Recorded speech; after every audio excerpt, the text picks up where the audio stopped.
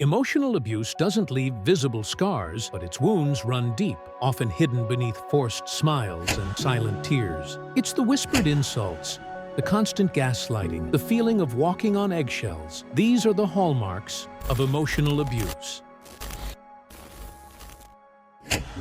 Step 1. Acknowledge the abuse.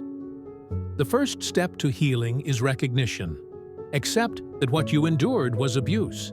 It's not about blame, it's about understanding your reality. Denial keeps you chained, acknowledgement sets you free. Step 2. Seek support. You don't have to walk this path alone. Trusted friends, support groups, or therapists can provide the guidance and empathy you need. Healing thrives in connection. Step 3. Establish boundaries. Boundaries are your shield. They define what's acceptable and protect your emotional space. It's not selfish to protect your peace. It's necessary. Step 4. Rebuild self-worth. Abuse erodes self-esteem. Reclaim it by affirming your worth, celebrating small victories, and treating yourself with kindness. You are deserving of love and respect, especially from yourself.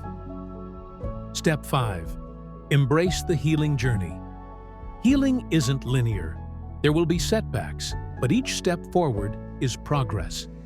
Embrace the journey, for it leads to a place of peace and empowerment. Remember, the scars of emotional abuse may linger, but they do not define you. With courage and support, you can heal and thrive.